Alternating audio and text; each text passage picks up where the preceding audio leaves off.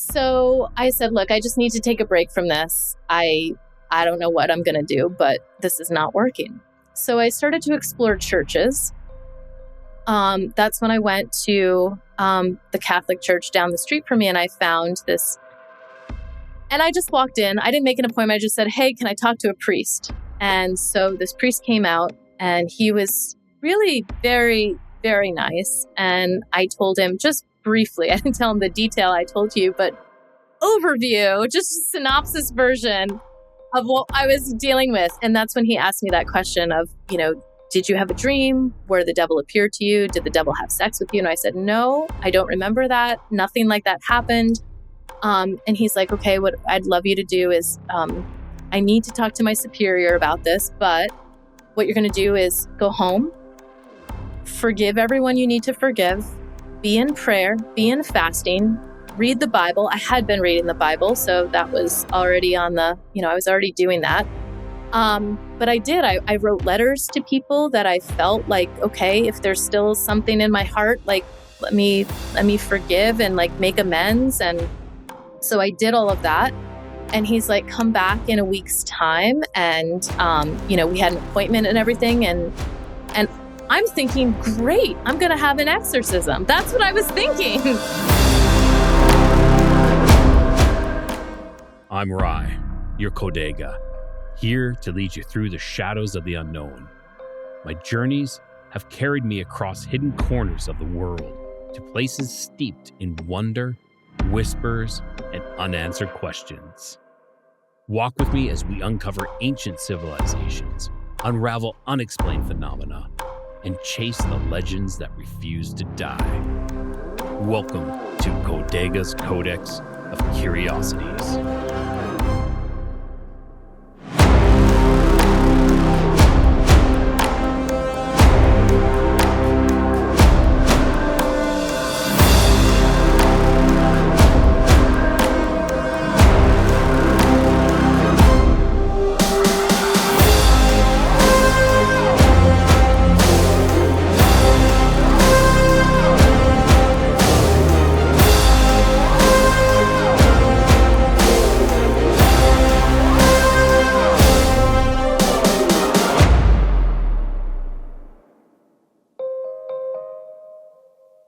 All right, everyone. Welcome back to another episode of Codex of Curiosities. My name is Rye. I am the Codega, and I'll be guiding you along these crazy adventures, these mysterious stories, and everything else in between.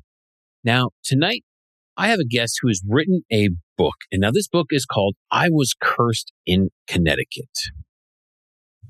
Really sounds interesting. I think that's all the hook that I need. My guest is Kirstyn Lazur. She has written this book about this very intriguing, terrifying, everything in between kind of one of those stories. She started with saying it was paranormal. I'd say no, it's not paranormal. It's anything, it's everything and paranormal as well. It's just a combination of absolutely everything. Deceit, rituals, ceremonies, occults, paranormal, sure, and so much more. So you guys got to watch this one because it is going to knock your socks off. Now, before we jump into it, I just want to say thank you, everyone, for supporting the show.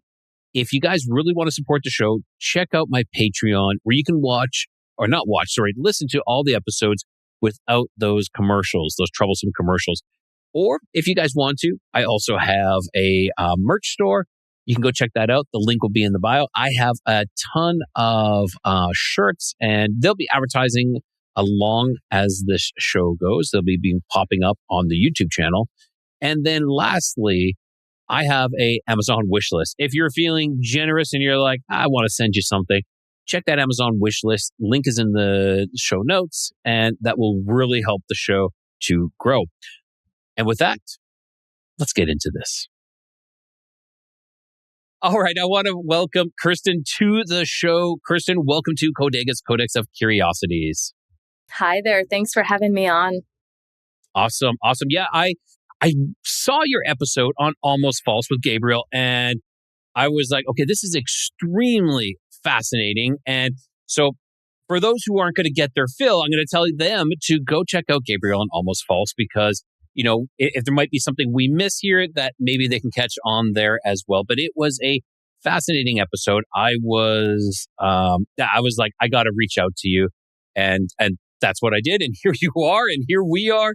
So Kirstyn, why don't you tell my listeners and viewers just a little snippet about yourself and where they can find you as well? Okay, so my name is Kirstyn, and yes, I've had a very paranormal experience happen to me, but I think like all of us who've experienced the paranormal, we actually live very normal lives. So I grew up in Connecticut. I went to school at the University of Connecticut. I graduated, got my master's degree in English Lit, moved to California, and in that transition, right before I moved to California is when I lost my mom to cancer. And that was a huge life-changing moment for me, and changed the trajectory of what was to follow. So, I don't know if you want me to jump in more with that, but basically just as a normal person, I'm a teacher. I've taught for many, many years, both in academia and also in the fitness industry. Oh, okay. So, I just want to preface with saying, I'm sorry about the loss of your mother, because that is always difficult to lose a close family member. And because of that, is that what started this all off? Is that where it kind of all began? It all began with that. Yeah. Yeah. All right. So why don't we start there? This terrible, tragic thing happened. Your mom passed away from cancer. Mm-hmm. And then what? Yeah. So about 6 months after she passed, I just had a feeling. I don't know how to describe it. It was kind of like almost like a pressure to go see a psychic. I had never wanted to see one before.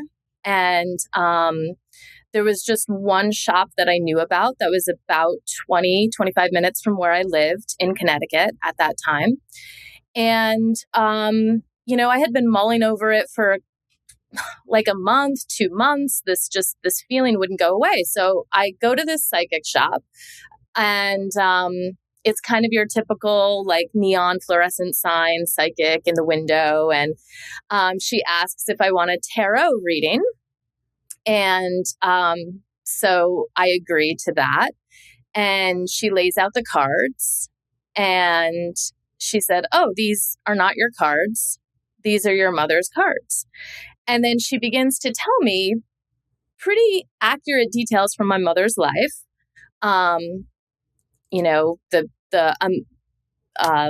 That she was married, that her marriage really didn't go very well. It didn't last very long. That was to my dad. And then she talked about my mom's sickness. She's like, your mom was sick. She had something in her stomach, which was close enough. My mom had pancreatic cancer. And so all these things that she was sharing with me were very accurate as she was reading the cards. And she said, your mom wanted to tell you something before she died. And I said, okay, well, what is it? She's like, well, you'll have to come back tomorrow, see me tomorrow, and I'll let you know. I have to look into it. That's quite a cliffhanger that she leaves you on. She leaves me with that. And I have a question. So when you went to the psychic, was it like a spur of the moment, I didn't make an appointment kind of thing? Or did you make an appointment prior to that? It was spur of the moment. It was like, okay, so it wasn't like she could research you or anything along that line. Okay. No. So, and I really didn't, I know people will question like, oh, you give her certain, cues, or they analyze your eyeballs and things like that. I really didn't say, going in, I was very ambivalent. I was skeptical, but yet there was something pulling me there.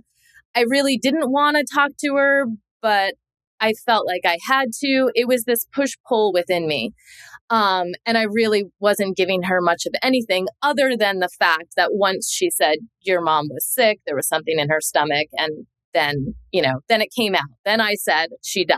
She just died of cancer.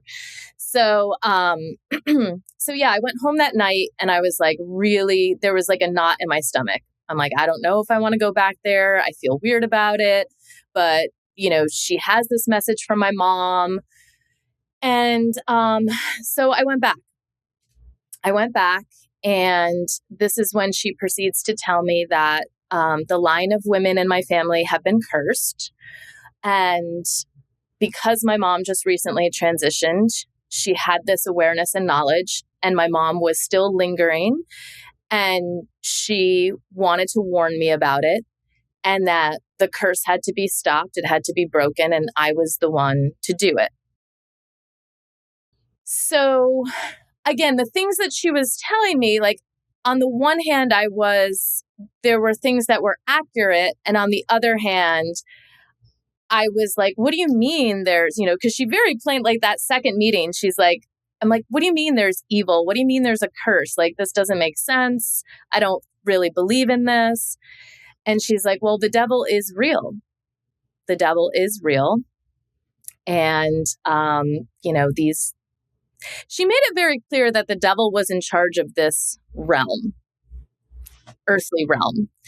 And so, she said, well, we have to light some candles. We're going to say some prayers so your mom gets to the other side. That was a really big hook for me because, of course, I was still grieving. I was super vulnerable. And the fact that I was in such a state of depression, and that I had been my mom's primary caregiver up until her death, it was just my mom and I. So I lived for her. We had this very, very close relationship. And so it kind of kept it going of this need in me to make my mom happy and make sure she was okay and make sure she was at peace. So that was a huge pull, a hook. And then, of course, the other component was the fact that there was this curse in the line of women in my family. And she said, she told me, I didn't tell her. She told me, she's like, your mom was very depressed. There was something really wrong there. And it was true. She tended toward depression throughout her whole life. So then I started to believe it. I said, okay, well, maybe there is a curse that needs to be broken. And so that's how I kind of got swept up in what happens next. I've just heard about something called dark psychology, where they use psychology in a dark way to try to control people. But I was also, I'm not saying that this is total psychology. I'm also believing that there's a spiritual aspect to this because the amount that she knew, there was a gentleman that I had on. He was a founder of the Satanic Church in South Africa, and he talked about familiar spirits. And what those are, it's kind of like these demons that are assigned to our family. And they kind of like a guardian angel, but it's the other side. And they watch over, they know, and some psychics are able to communicate with them. They don't know that they're communicating to a demon, but something is feeding them this information. And so there is this dark psychology and this familiar spirits that are able to maybe work this magic, so to speak. Yeah, I definitely agree with that explanation. I think that's what was happening. Yeah. Yeah. Okay, so where do we go from here then? So, she proceeds. Of course, there's a money component, right? It's going to cost $600 for these candles, and you need to clear your energy. So you're going to take some baths, and here are the oils that you're going to use for the baths. You're going to put them in the water. You're going to think peaceful thoughts and just allow the energy to just go down the drain, right? All these things. And there were some items, like she wanted me to have one of my mom's scarves. Well, she didn't say which item. She just said something of your mom's. You need to have that. You need to take a jar, like a mason jar, fill it with water, and wrap one of your mom's things around it. And you need to pour all of your energy into it. And I didn't know what I was doing. I was just following these instructions. You're in a state of, high suggestibility because of, your mother has just passed. And then she's giving you these things that, you want to help your mom. You're there to help your mom. And it's very occultish. I will say this, I spent a fair amount of time in the occult, and I've seen all this. I know that. So yeah. Okay. Yeah. And I had no idea. Like you said, I thought I was just helping my mom get to the other side and transition peacefully. And I thought I was breaking a family curse. This is what she was telling me. Like, this is what we need to do in order to break this curse. So I'm a dancer. I've danced since I was really young. So that's the way I poured just my energy into this jar, into this water. And I did this dance, and I came to her the next day and I said, okay, here's the jar with the water. I poured my energy in as you instructed. And it was just water that was in there? Just water. Okay. Just water. And it was about, she said, don't fill it all the way, do like 3/4 of water. And so I bring this jar and she leads me into the back room. So she's got these very stereotypical, the beads that are hanging down that are like, okay, she swishes those to the beads, side. yeah. The cliche beads and the neon sign. I mean, it was all there. So I go to this back room and there's a circular table with a couple of chairs around it. And she said, sit the jar in the middle of the table. And she had me, along with my mom's scarf, also, it was wrapped in she had a black cloth. And she's like, put the black cloth around this jar. And she had a needle, and I don't think it had a thread. It was just the needle. And she said, do it 7 times. So put this needle into the cloth and so it's closed. It's a closed cloth around this jar. She's like, this is how we're going to break the curse. Okay. So I'm doing this thing. And she's like, take the jar in your lap. So I'm sitting now in this chair at this table with the jar in my lap. And she's like, we're going to break the curse. I'm going to say some things and you can just sit there and just focus the intention on breaking the curse and removing the curse. So she begins and she starts speaking in another language. I'm not sure what language it is. It kind of sounds to me like Portuguese, but later talking to another psychic, which we'll probably get into that story later on, she was pretty certain that she was Gypsy. So it might have been Romani that she was speaking. I don't know. I really don't know. But she was walking around the table and behind me and around me, and I could hear her voice kind of circling around me, but she had instructed me to close my eyes, hold the jar, and focus my intention on breaking the curse and getting rid of this curse. At some point, she switches into English, and it sounds like a prayer. Please, God, please remove this curse from this girl. I was 26 years old at the time. I don't think I mentioned that. And so she's speaking in English, all these beautiful things that you would wish, that I would wish for me to be happy, for me to be free from this family curse, etc. She finishes and she's like, okay, place the jar on the table and open it up. So I open it up. I removed the black cloth that I had closed it with that little needle. I removed all that. Now inside the jar is this black blob. It's like a tendrilled black blob that's sitting in the jar. Now, I had been holding it the entire time. There's no, I didn't put it down. The whole time I was holding this when thing. when you came into the building as well, you held it the whole time. She never. Yeah. The only time, she had me put the black cloth around it with the needle and I was holding it. But it was previously covered. Was it sealed with something else or? It wasn't sealed with anything else. I mean, it was kind of like the regular mason jar that has the little, cover. That's it. I'd poured water in it, covered it, and that was it. Okay, so it was sealed, and they just put a black. Okay, And now interesting. there's this black tendrilled thing that's floating in the water. She's like, that's the curse. There it is in physical form. We've removed it. I'm going to dispose of it, and you're free.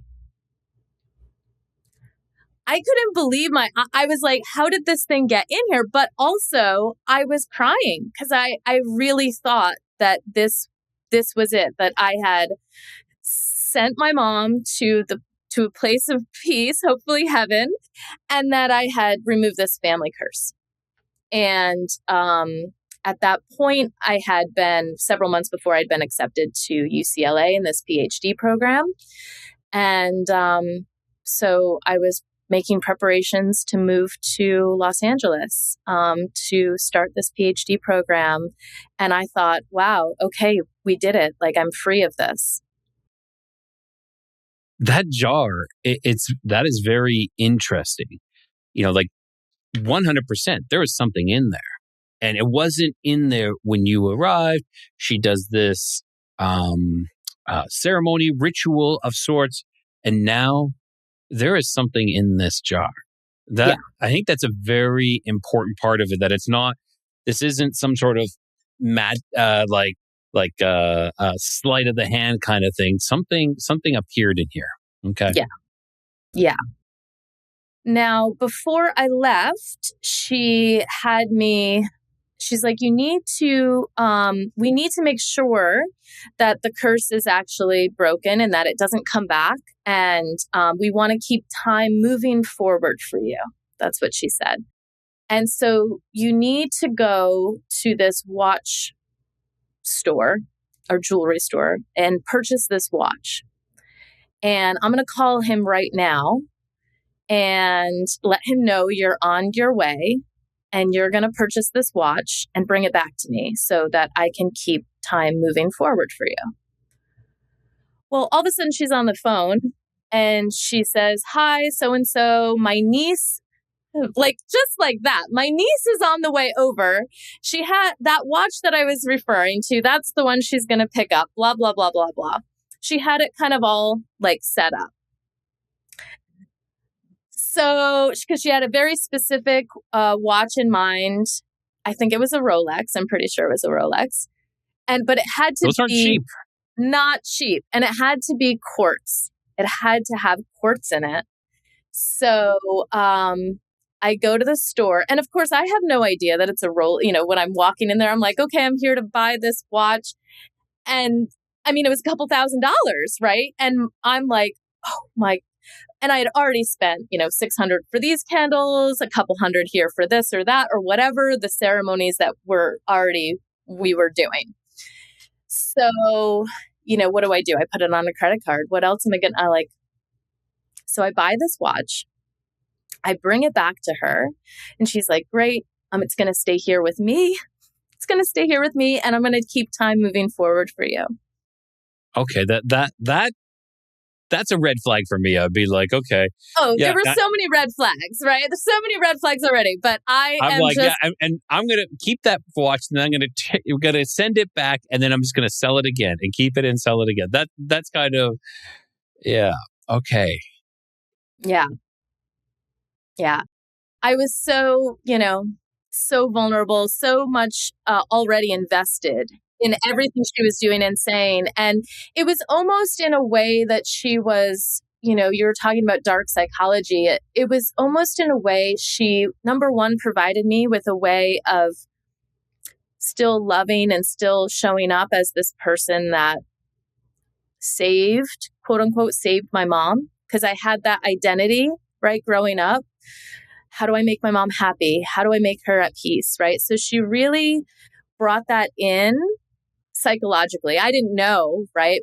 But also she was like a mother figure for me. Yes, you should go to LA. Yes, you need to move forward. Go to the graduate program, right? Like, this is all like a great sign. You need to keep moving forward in your life. And at that time, I was, before going to see her, I was very depressed. I was making it to work and coming home and curling up in a fetal position and not wanting to talk to anyone. And, in a way, it was like she was motivating me to pick up the pieces of my life and start living again. So it was a very that's it's twisted. very difficult. Like I feel bad for the younger you. I know you've learned from that and moved on from that, but it's like, it's very sad. It's very sad, and I'm not like, I'm sure some people are like, oh, I can't believe you're doing this, or I can't believe you bought that, or you did that. But they don't know the mindset you are in, or, people when they're in this type of mindset and you see like this light, someone is helping and I'm helping now as well. I was able to get rid of this curse. I helped my mom move on. It's difficult to, sometimes you get swept up in it and you get carried away. Yeah. And this is why I appreciate you having me on your podcast. And I just want to share my story because there was so much shame. And I think anyone who's, fell victim to a psychic like this, and not only lost a lot of money, but also as the story progresses, I lose a lot more than that. The money is just the icing on the cake. But it's so important that we not feel shame about these stories and that people speak out. I felt like, in the beginning, I didn't want to share my story because I was so ashamed. I was like, how could I be so stupid? But these people are very masterful. They know who to victimize. They know, the wounding. And like you said, if they're speaking to these familiar spirits, these demons, they know how to access your weakest links and they will get in if you're not prepared. And I had really no knowledge, right, of the demonic and how that worked and, protecting oneself and how to do that. So because I was unprepared, I was a really easy target. Yeah, of course. Yeah. So you bought this watch, you left it with the psychic. And she said, I will keep, that aspect of it kind of sounds like the Titan Chronos, about time and which is it's of the lesser gods. I will say that, these are, some people, including myself, believe like these Greek gods, the Roman gods, they're all the same. They're all actually of the fallen angels and they take these positions. So again, we're getting into like this demonic form, not demonic, I'll say fallen angels, because that's a little bit different. But yeah, so she's moving time forward for you, holding this watch, and now you move away. And that was in Connecticut, right? That's right. That was in Connecticut. Okay. Yeah. And now you moved to go to school. Yeah. So I moved cross country to go to UCLA. And this is a PhD program. I had already done a master's in Connecticut. And so I was basically starting a new life, looking at possibility of becoming a professor at university and teaching. I love teaching. I get to school and, living in this new place. And all of a sudden, just weird things start to happen in my apartment. The lights start flickering. I'm starting to have a lot of and there was a forward momentum for sure. Like when I left and, that new energy of moving and things like that. So there was a kind of excitement in the beginning, right? My first month, but all of a sudden around my birthday, right, I started to get very, just angsty. I had a lot of anxiety, like something was wrong. And of course these lights are flickering at night. I'm like getting a creepy feeling from that. And then one day I was at school, I was in a class and I had looked at at that time, nobody wears a watch anymore, but at that time I was actually wearing a watch, not a Rolex though, but, not the Rolex, yeah. No, I looked at my very cheap watch and I was like, oh, my watch stopped. I'd looked at the clock and I'm like, my watch stopped. And, I remember going home and looking for another watch in my drawer or whatever. And I I pull out this watch and they're both stopped. And they're both stopped at the exact same time. I go rummaging through some more things and I found one last watch. I'm like, oh, this must be working. No, all 3 watches were stopped at the exact same time. What time did they stop at? I'm curious about that, if you recall. I can't remember. This would have been in 2005. I can't remember what time. I know that would have been really important, right? But it slips my mind now. It might be in my book. I can't remember if I put the time there, but I can't remember what time. And that really freaked me out. Now I was really freaked out. And so what do?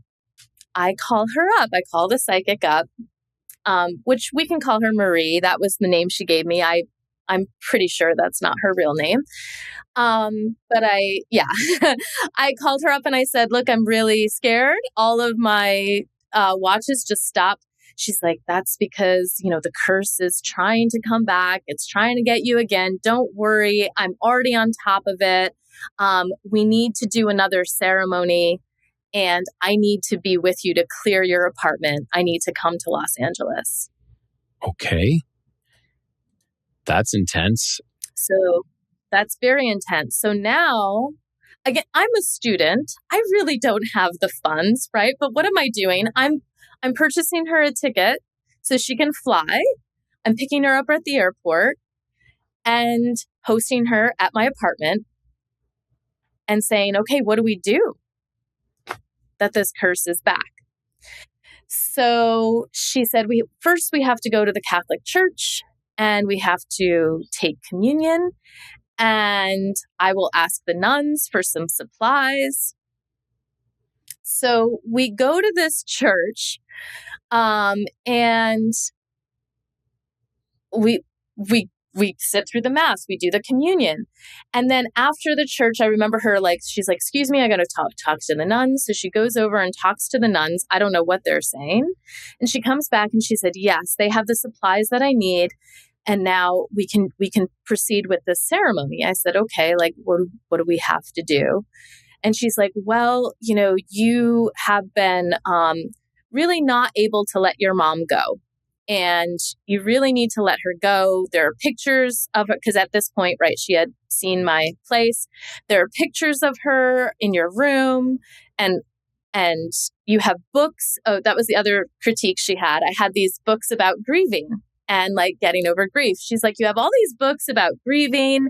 You really don't need to be reading those books. You need to get rid of those. We need to get rid of the pictures of your mom. And wow. Okay, that's pretty invasive. It's like, so she came in, studied the surroundings, took account. She was reading you. Okay, this is wow. Yeah, she's like, and we need to make a sacrifice, and we'll need to sacrifice money in order for the curse not to return. Okay, in the amount of $10,000. Okay, that's wow. Okay, that's quite the sacrifice, Quite the sacrifice. So again, confused, lost, vulnerable me is believing everything that she's saying. I go and withdraw this money of my account, which actually was set aside for school, for my setting up home in Los Angeles. But I'm like, well, this curse has to go away. What are the other options? And at this point, and this money, I've never even held that much money before in my life. So it felt so weighty, right? Taking it out of the bank and bringing it back. I'm getting this nauseated feeling like something's not right. But right, I'm just again, that push-pull feeling where I feel something's wrong, but I also feel like I don't know how to get out of this. I'm a little. It's like you're caught within this, and it's like I can't exit this downward slide that I'm on. It's like I have nowhere to go. There's no exit right now. Yeah. Because, And well, there's sorry to interrupt. Yeah, like you've invited her into your house. Like, how do you say no at that point? It's like, right. no, I don't want to do that. Then it's get out of my house. And Yeah. And there's a part of me too that's now like recognizing this woman does have powers, right? Like they're not of the good kind. And I'm like, is she going to turn those against, like, could she use those against me? Like it was such a weird, place of cognitive dissonance, right? To be in. It's just such a weird place to navigate. So I have this money. She's like, we need to burn this money. That's going to be the sacrifice. Okay. So I happen to have this big walk. And of course, the pictures of my mom, they had to be burned. They had to go. She took the books about grieving. She took those with her. And so then she's starting this fire. We're in my kitchen. She starts this fire in the walk. The pictures are starting to burn first. So she's burning the pictures of your mother. Yes. Whoa. Okay. Yeah. Yeah. Now, these are not all my pictures, but they're the ones that I had that were out in my bedroom that were close to me and that were visible. I mean, I had lots of scrapbooks and stuff like that as well. But so then I'm watching the pictures burn. So sorry. So this is very cultish because in a cult, very controlling is they divide you. They move you away from like your family, and the only family you had was your mother. So she is separating you from there. And they also are taking control of your funds, your money as well. And that is exactly what is happening. Oh my gosh. I'm sorry. Yeah. So I'm watching these pictures burn. And it's creating a lot of smoke. So, of course, naturally, what happens next is the smoke detector goes off. So I pause and I'm looking at her. She's not moving, right? So I'm the one, because I live there. So I'm going to the smoke detector to shut it off. Now, it was like kind of around the corner in the hallway. So I had to, by the time I get a ladder, I climb up to it, I shut it off. By the time I do that and come back into the kitchen, oh, the money's been burned. And I'm like, why didn't you wait for me? How fast did you go? I mean, it probably, all in all, like by the time I got the ladder, by the time I climbed up there, by the time I kind of banged on it or whatever I had to do to stop the noise, it probably took me at least 5 minutes, at least. So of course, my brain is going, she took the money, like she's hiding it somewhere, right? And I'm looking at her clothes. I'm not seeing anything. I'm like, but I can't call her out. Like, I just can't stand up to her at that point. And I was like, but you didn't wait for me to do the money. I was like upset, I'm like, I really wanted to see that part. And she's like, no, like these are all the ashes. The walk was all full of scraps and things. And I couldn't tell what it was. Like, some of it was the pictures and some of it were these papers. And like, yeah, it looked like a pile. It looked like it could have been a pile of money. So she then said, we have to put all these scraps in I think we put them in some brown paper bags, and we have to deliver them to another Catholic church, which was separate from the first one that we went to. She's like, we have to go to a different one, and we'll just offer it, and it's got to go behind a statue. Just choose like one of the icons, choose a statue, and deliver these bags behind it. And that's what we did. And then she got on a plane and she's like, okay, the curse will never come back. You're free, and have a good life. Wow. Okay. So that seems very like, what authority does she have in the church to be able to do something like that? First of all, well, not even first of all, it's another question that I have. It's like, and I guarantee I'm with you. That was There was no money in there. You would definitely see parts of that money still. Like if it was all tightly, if it was all squished together, it wouldn't burn all completely through. It'd be like burning a book. There was just loose papers tossed into there. Holy cow. Okay. And was that the last that you saw of Mary? Mary or Marie or Marie. Yeah, Marie. Okay, so she comes back.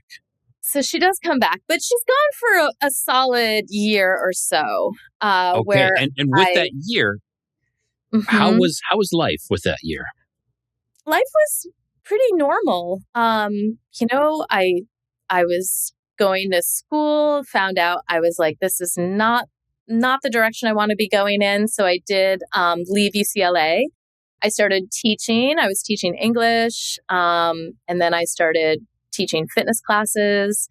So I was starting a life for myself in LA, and things were going well. Things were okay. And so Marie re-enters my life around the time that I fall in love. I fall in love, and I'm in a relationship. I'm really happy. And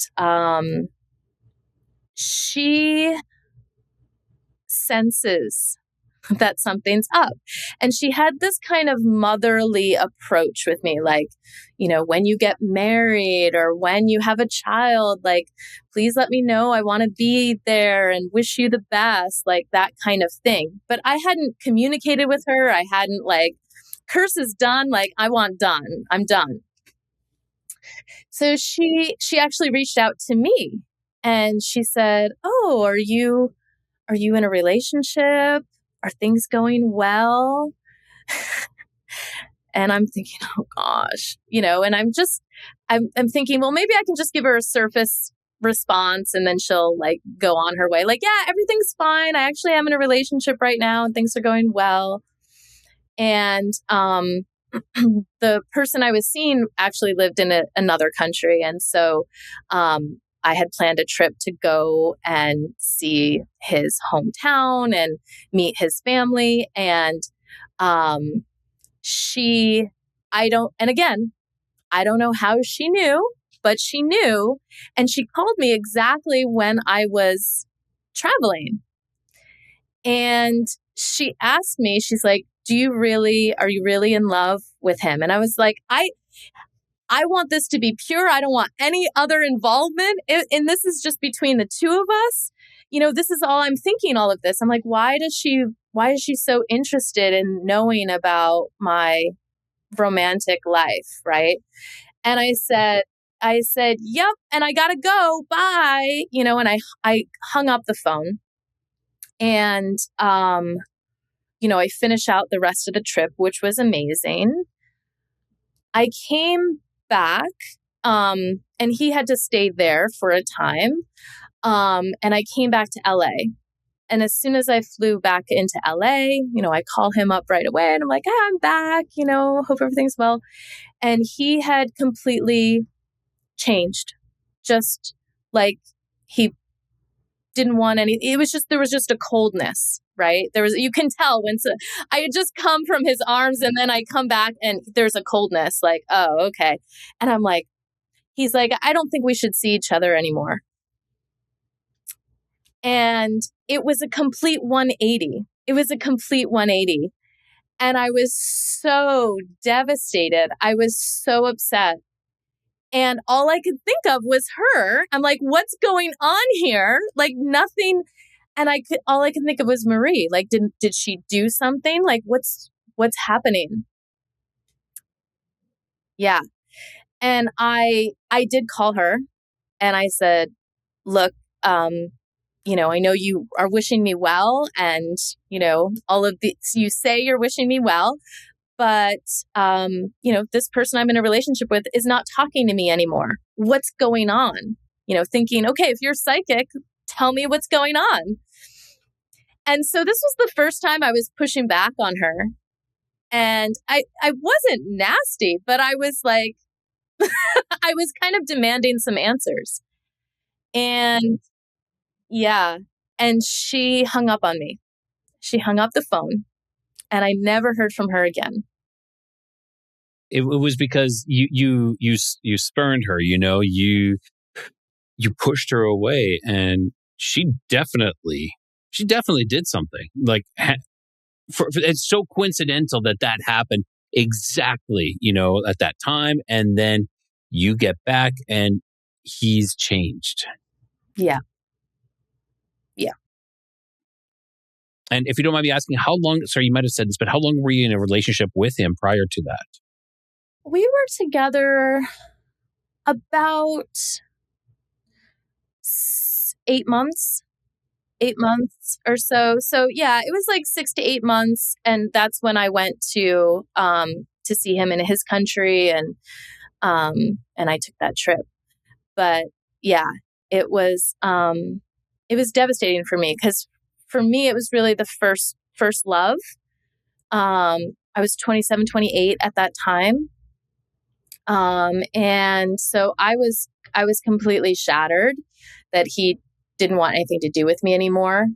And he was preparing for military service because it's a requirement in his country. And he was like, I don't want to talk to you anymore. I'm moving on.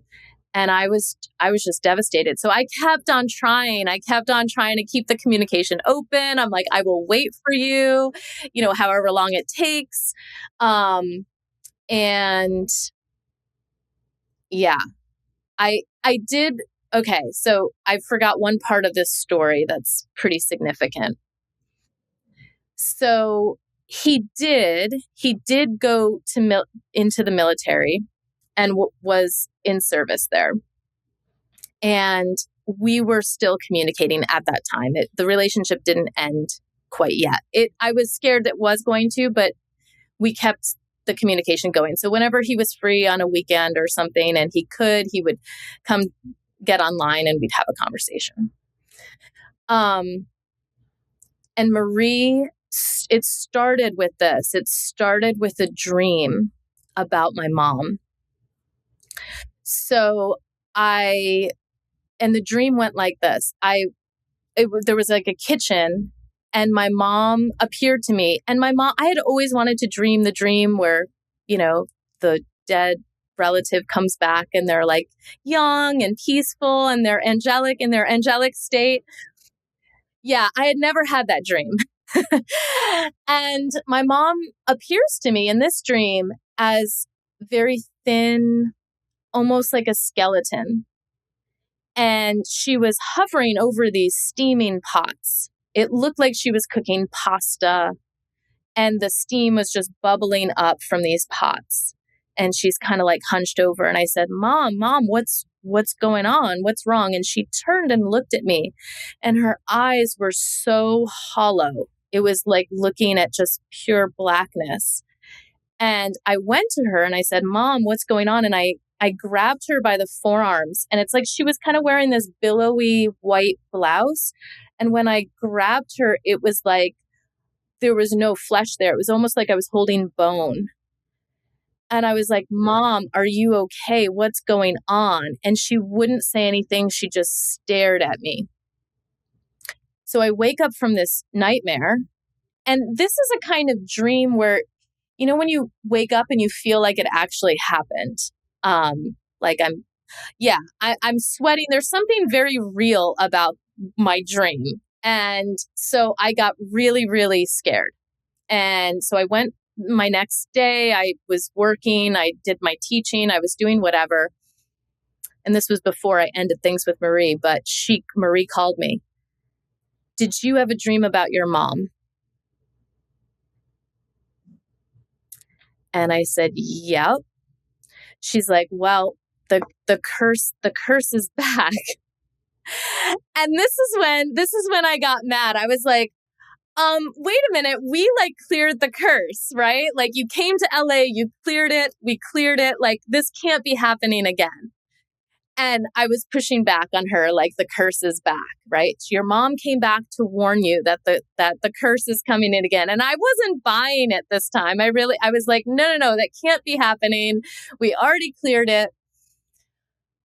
she's like, well, let me meditate. Let me meditate and look into it further and see what's going on. So the next day or a couple days later, she calls me back and she said, your boyfriend is in trouble. And this was the time he was in the military. Your boyfriend's in trouble. I see in a vision that there's a bomb and there's an explosion and he's nearby. And I was like, no, he's in this place. Like because I had been talking to him and I was like, he's really safe. Like he's just on guard duty. There's nothing really going on where he's at. There's not a lot of like combat or action or anything. It's just kind of boring day-to-day stuff. But let me check. Right. So now the next time I talk to him, I say, is everything going okay? Well, actually, we're like, they're upping our guard duty. I have to work like more in terms of that, like late at night. And there are more guards because there's been a bomb threat. So now I go into full on, I'm panicking because I'm thinking like her vision now has been confirmed. He's acting weirder and more kind of just angsty than usual. And also there's this elevated security at where he's at because they have a feeling that the threat is imminent. So I'm freaking out. And now I'm calling her. And I was like, okay, like it seems like maybe your vision is right. Well, in order to stop this, right, it's like the same cycle. It's like, I feel like I'm a broken record, right? Like you might as well stop the show now. We know how this goes. It's going to cost a little more money. Now you need to pay me this much money and I'm going to light these candles and I'm going to say these prayers and I'm going to like protect him. So this is a Christmas I will never forget because it was around Christmas time that all these events were going on. And I was just on my knees praying to God that he was going to make it and that he wasn't going to die, which thank God he didn't. But it wasn't because of her, obviously. But yes, then so shortly after that, when he finally got out of the military, that's when he really changed. It did happen when I came back from the trip when he was like, I don't think I want to continue talking to you. I'm going to the military. Like, we're done. And I kind of like kept it going. I'm like, no, I'm going to wait for you. I'm going to wait for you. And so, that's how the relationship kind of sustained itself. But after he got out of the military, he was really, really, truly, he was a different person. And he was very clearly not interested in a relationship with me anymore.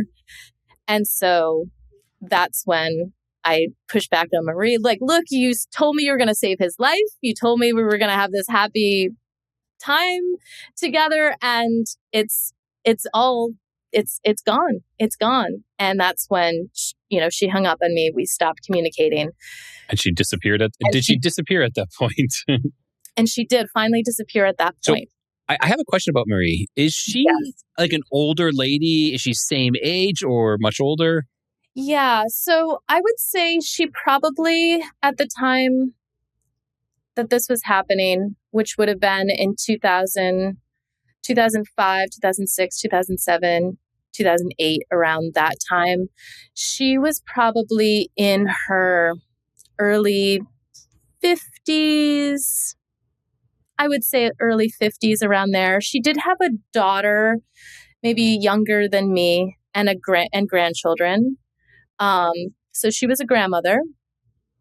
Yeah. Like everything that you were telling me, and then describing your mom in the dream reminds me of a specific witch. I don't know if you've ever heard of Baba Yaga, which is it's like the Slavic folklore. I don't know, like, I don't think that was your mom. I think that was a representation of Marie. And this was maybe more along her true self, but was trying to disguise herself as your mother. Yeah. Definitely kind of leans towards that, cooking as well, broths. I don't know if you know much about Baba Yaga, but she is a cannibal as well. So that's just, something to be aware of, or just to think of, maybe to look into in the future as well. So, but Yeah. wow. Okay. So that's it for Marie. And this curse, my own personal thought is she didn't remove a curse. She gave you a curse. That's what appeared in that jar. Exactly. Exactly. Yeah. I didn't know that I was opening myself up. I was basically giving permission, right, for all of this to transpire. I didn't know that, but that's what I was doing because I was agreeing and I was giving consent to every single step along the way. That's the biggest thing, is us giving consent. Even if we don't know exactly what it is, and that is my problem as well. I'm so trusting, so believing, and I mean this in the nicest way, but I am the same way as naive. We are naive, and we're like, okay, yes, this person's here to help me, because we feel that, and I'm guessing you're the same. You feel that everyone's out there is the same as you. You're friendly, you're kind, you want to help, you're loving, and that's what everybody it should be as well. But no, there's the people that will take advantage of that. Yeah, absolutely. Absolutely. So it's interesting that you brought up the food because, of course, this is the next part of the story. I am absolutely devastated, just lost the love of my life. Marie hung up on me, right? And now I'm like, oh, I'm just I'm so sad.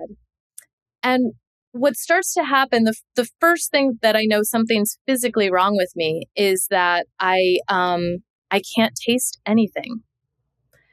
And this happens, I have a night where I think I have the flu. There's vomiting. It kind of comes out of nowhere. I'm just like throwing up all day, but okay, maybe it's the 24-hour bug, whatever. The next day, now typically after an event like that, I don't really want to eat. I just want maybe like saltines, some water, like that's about it. No, the next day after that 24-hour vomiting episode, I'm like really hungry. I'm really hungry. I'm like, wow, and I have this craving. Like, I really need a burger. I just need a burger. So I'm still in Los Angeles at the time. There are plenty of places to drive up to and get a burger. So I pick a spot. I get this burger to go and I eat it rather quickly. And I'm like, well, that was terrible. I didn't, that was terrible. I need another burger. And I'm not full. Right. But I'm not really consciously picking up on any of this yet. So then I get the next place and I get another burger. I'm like, okay, this one's going to be good. No, it wasn't good. Okay, 3 burgers later. And this is not a small burger. These are like the really thick, right? With the cheese dripping down and all the works, right? On all the fixins. Okay. All the fixings. I mean, I should have been stuffed. And I wasn't. I wasn't full. And I finally figured out after the 3rd burger that I could not taste anything. So this continued for the next, a long time. But it was so intense where I'd have these intense cravings. I wanted pineapple. I wanted sesame tofu. Now all of a sudden I want chocolate. Now I want this. Now I want that. Like really crazy cravings all over the place. This almost sounds like pregnancy. Like you got morning sickness and now you have these. But sorry, I don't want to ruin the story if that is where it's going or anything. That's where it's going. I have no clue. You're like quicker than me to pick up on it, right? But I have no clue. I'm like, what's going on? This is insane. And the worst part is that I can't satiate my craving because I can't taste anything. So I'll be craving pineapple, and I'll eat like a million pieces of pineapple, but I won't be able to taste it. And I'm not getting full. Now my body is also shifting and changing. At this time, I just finished a certification in BAR, which is a strength conditioning class, and I'm teaching. And I'm probably in the best shape I've ever had been in my life at that point in time. And people are coming up to me and saying, "Oh, are you pregnant? Congratulations on your pregnancy." Now, how embarrassing for me, because I have to say, no, I'm not pregnant, right? But I'm presenting that my body is looking like it's pregnant. I'm still in denial. Some people that I'm talking to, some friends that I'm talking to are saying, "Oh, you just went through a breakup. It's psychosomatic."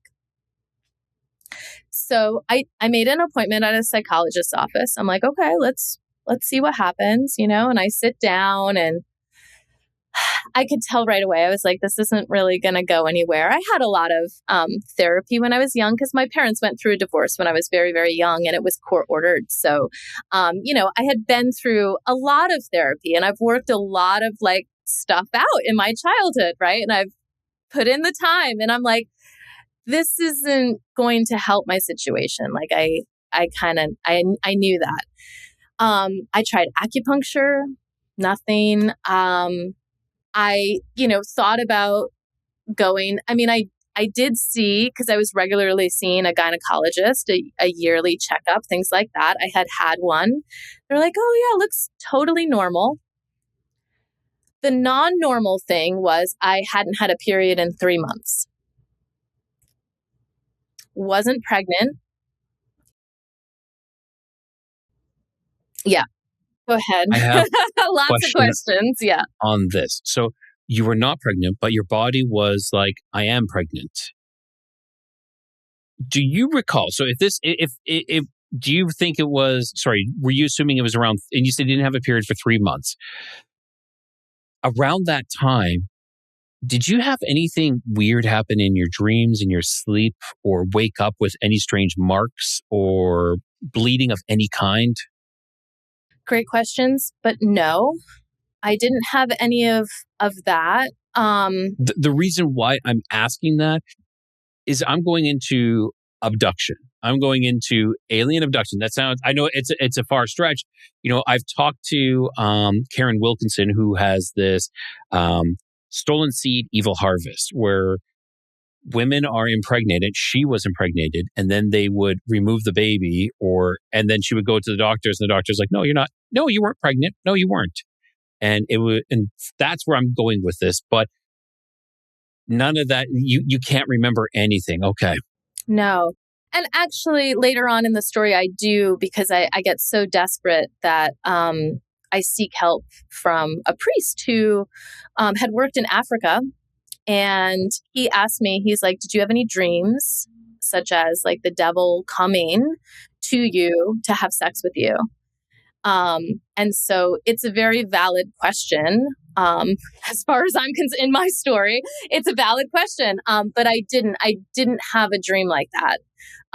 It was, like you said, it was kind of like I had the sickness one day, and then the next day was full on these physical symptoms. I also had other symptoms that pregnant women get, like my feet were really swollen. Everything was really and my head was really itchy. I had no idea that pregnant women had itchy heads, but I was like scratching my head a lot. Yeah. That is crazy. So, yeah. So I don't want to steal us away from the story. So you had gone to the gynecologist. Yeah. You said you hadn't had your period in 3 months, and from there, where do we go? So you did say you talked to a priest, but is there anything in between that time that you did or found? The priest was much later, because in my mind, I'm just still trying to be reasonable. Like, well, I'm just going through something. I don't know what. It's really strange, but I'm not even thinking pregnancy, right? I am not even thinking about it. So, but at this point, I'm getting really, really desperate because my belly is growing bigger.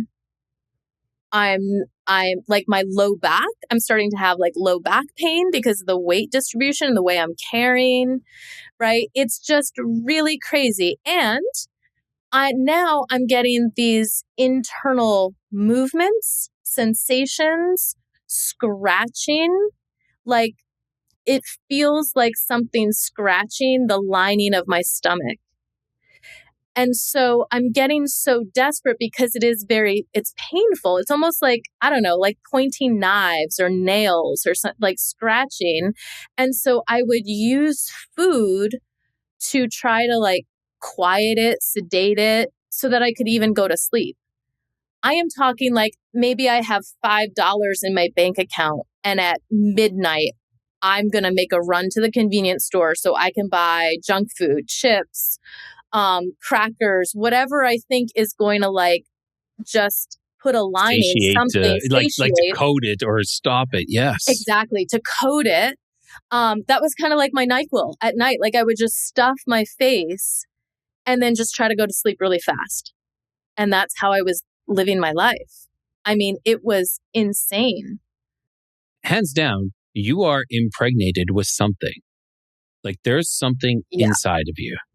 Yeah. Like, and again, I don't even know this word. Like I'm not even using the word pregnant. I know there's something still not wrong. At this time. Yeah.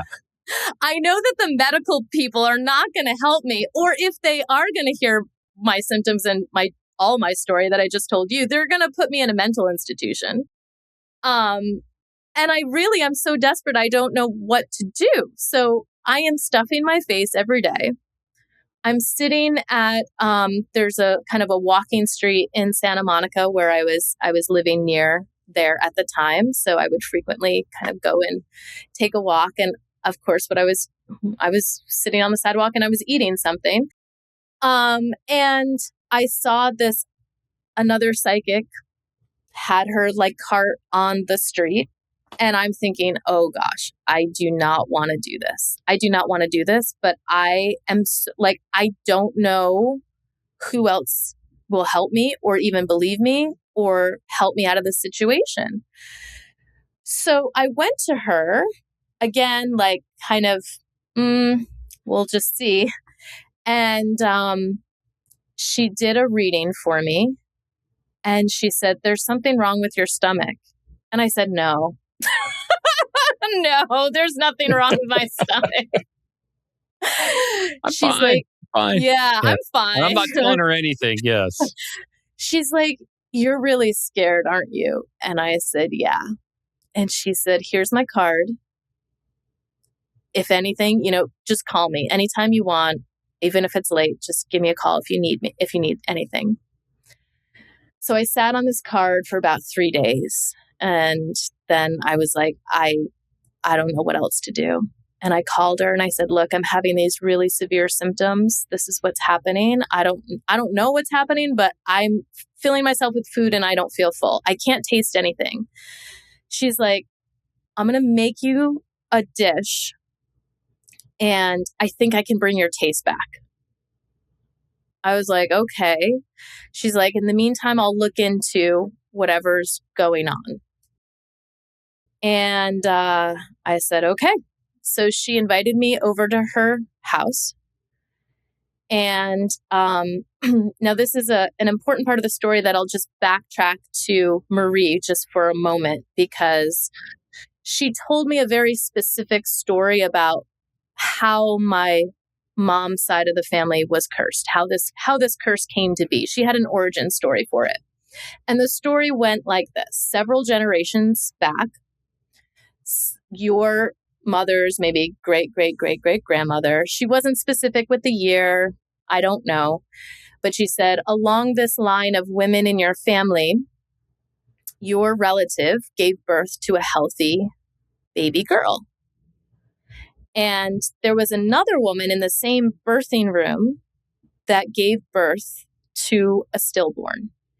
And this woman was jealous of your relative and sought out some witch or help to cast a curse on the line of women in your family. And that's how the curse came to be. So I go to this new psychic's place, right? She's prepared this dish for me that's apparently going to bring my taste back, which it did, actually. I don't know exactly what was in it. Maybe some pork, some rice, some beans. It kind of was a mix of different things. And I was in a severe amount of pain. I'm like kind of walking hunched over at this point because the pain in my stomach is really bad.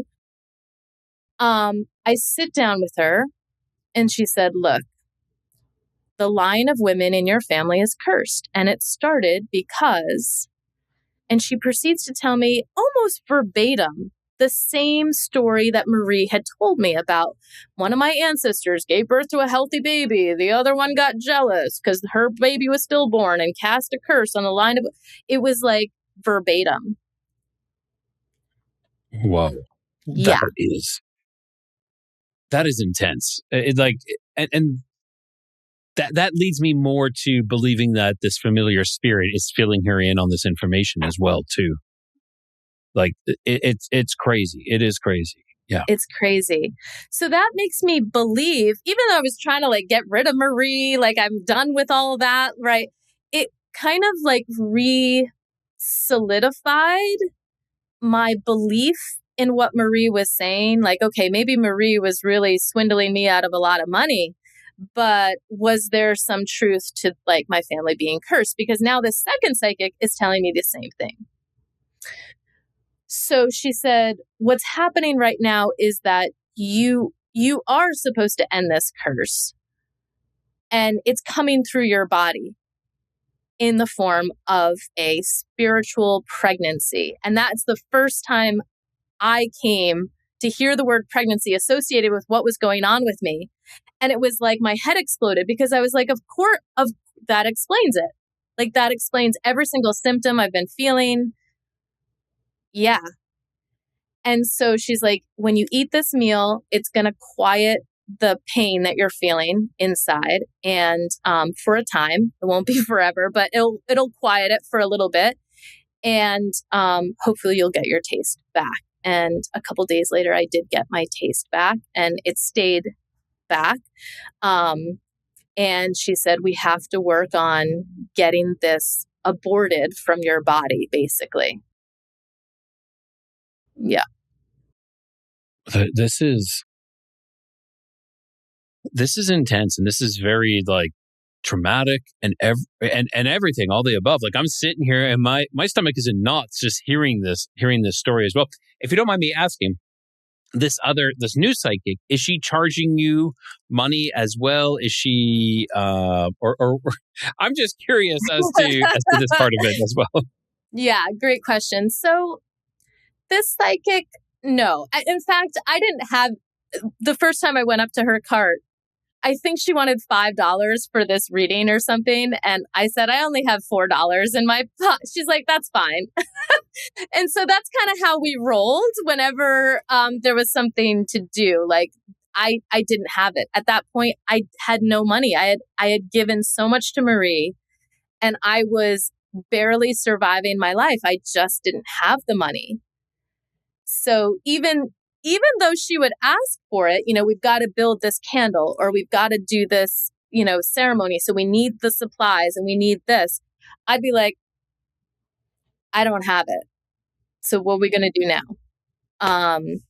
So, there was money given for sure, like especially towards the end. This is, by the way, over a course, I probably worked with the second psychic trying to get rid of this demonic pregnancy, for lack of a better term. Call it what you want. I don't know. But this would have been from 2008-ish, 9-ish to like 2012. So about 4 years of time trying again and trying again. So just to give people a perspective, like this isn't like just a one and done or like, okay, now next week this happens. It happened over a period of time. So this happened over many years, actually. Many years.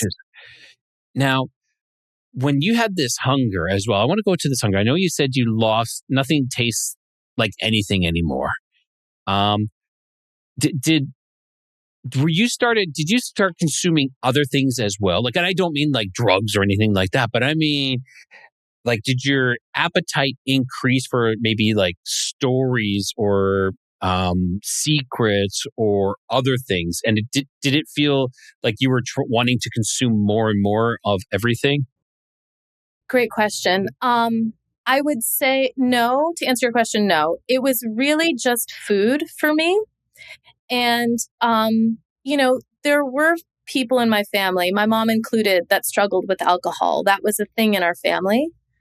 And growing up, I was like, no, it's not going to happen to me. So I never drank, never did drugs. Those were like a firm no for me. But of course, there are those things that self-soothe. And so food was one of those things where I would turn to food if I was sad, if I was depressed, or if I was, battling with something, if I wanted to suppress an emotion, it would probably be chocolate, something like that. Right? That would be the vice. I can But relate to that. yeah, I can totally relate to that. but to go back to your, the appetite, it was so vast. There was never one moment where I didn't feel that emptiness. It was like a void. It was like having a black hole void in my body, and it was never satisfied. So I can absolutely empathize with any addict, drug addict, alcohol, whatever the addiction is. That's what it was like, because I would have no money and still be like charging the cart. Like, I got to get this food. I got to get something inside of me. It was It's so, almost as if, you know, like she planted herself within you. I think there's something called like the curse of the hollow feast that kind of ties into this a little bit. wow. It it sounds something along this line, and that the pregnancy was her. You know, jeez. Okay. Yeah. The curse of the hollow feast. I mean, if that doesn't sum it up perfectly, that's exactly what I experienced. Hmm. This is intense. This is very intense. So this other psychic now, I want to go back to that where she was saying we need to remove this from your body now. Yes. So, gosh. So again, it was a kind of couple of months before the actual ceremony, let's say. There were a couple of like preparatory steps. So the first one was, at first she wanted to know, well, what did the previous psychic do? And so when I was telling her these things, she was like, well, it seems like she was trying to help you, but not really help you. So let me take all the stuff that she used, or all the any stuff that you still have from hers. Let's remove it from the picture. Let's burn it. So that was like step number one. It got put in a candle. That candle was burned. I was burning these candles too next to my nightstand every night. And then there was a candle that she specifically, I guess I would say, made in my image, or made to look like me. So it was like she made And who made this one? So this would be psychic number 2, the new one. Okay. So again, we're again with the occult, right? And all of these kinds of things. So there was a candle made of me that had this belly that I was looking like a pregnant woman, right? And so I was to burn this, hopefully burning off, right, the pregnant part. And so as that candle burned, and I have pictures of this, if I could dig them out, but as that candle burned, it was so unbelievable, because so much of my intention was like, okay, we're going to get rid of this. This is going to do it. It's going to burn off this thing that's inside of me. This thing didn't even separate. It like morphed into what looked like a baby. And it was still, the wax was still kind of hanging to the main line of wax, right? It was So unbelievable. it morphed into a baby and was like still like hanging on as well. It kind of It was. was still hanging on and morphed into Wow. a baby. So we do this. Okay, that didn't work. All right, now we're going to try the next thing. So the kind of like big buildup is the big ceremony, I would say, is I'm going to get in the bathtub. I have 3 crystals. I can't remember now. One of them might have been a quartz. One of them might have been an amethyst. I'm not exactly sure. I can't remember. And so there were a couple of crystals that came with me. There was, she had me pretty much sage my apartment where I was. And by the way, leading up to this, there were poltergeisty things happening in my apartment. I forget those details because what was happening inside my body was so much more severe than what was happening around me that yeah, your attention is drawn to here, the lights flickering and things falling off the wall. I don't give a crap, Yes. I don't give a crap. But those things were happening because some people find that interesting. So one day I came home and there were dishes on my, sitting on my shelf that were shattered, that were just sitting there. There were no signs of forced entry. Nothing. It was almost as if they were just exploded. Yes. It was like those dishes just exploded and they remained on my shelf. That is crazy. I just to relate, I've had an experience like that where I actually saw it happen. My daughter and I was sitting on the couch. My daughter was sitting at the kitchen table and we had a glass bowl container and it just blew up. And my daughter was sitting right there and it blew up.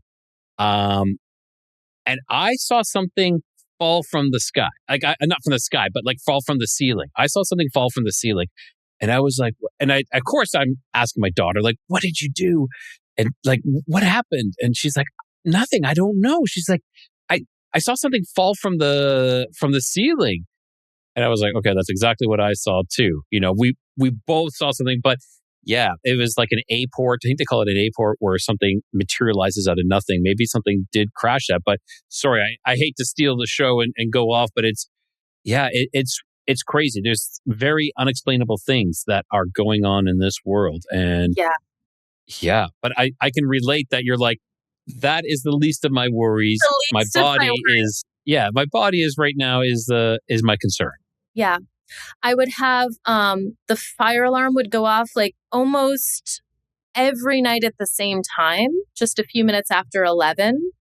Okay. I was going to say what time? So yes, you're like, I do know this time. Yeah, because I would watch this TV show. At the time I still had a TV, now I don't. But I would watch this TV show and then I'd click off the TV and maybe 5-6 minutes would go by and boom, that fire alarm was going off. I mean, this was consistent almost every night. And I was pulling out batteries. It would still go off. I don't know how it was going off without. I don't. And then I would have, back in the day, right, we didn't have the smartphones, but it was the little flip phone. And so I had one of those tiny little bricks. And the numbers, I would have numbers appear across the screen, 777733333333. And it was almost like the movie The Ghost, where the numbers are just going across the screen. I'm not touching it. Nobody's touching the phone. It's just these numbers are going across and appearing. It was almost like the energy of, something's trying to get me scared, get me worked up, I'm already a basket case. I'm already in such pain. And, I would kind of get riled up. And the second psychic was like, look, it's feeding off your fear. It's feeding off that energy. You have to just ignore it. And you have to try to find the joy, because I was barely surviving. I don't know how I was going to work and functioning, but I was. And she's like, you just have to try to live your life and you have to just keep going. And that's when she started telling me to, read the Bible every night. You have to keep going. So this was kind of leading up to this ceremony of where she had me kind of sage my apartment.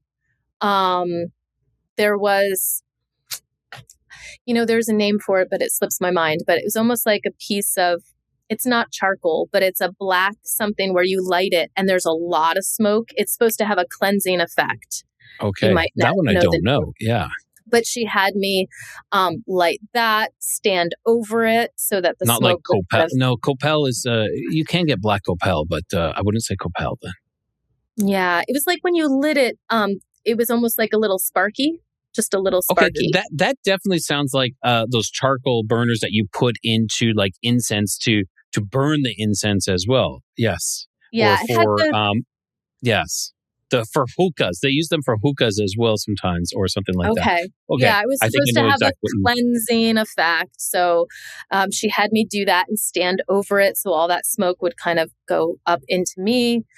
I had my own prayer that I was praying to God every night. Please let me get rid of this thing, whatever's inside me. Please let me live.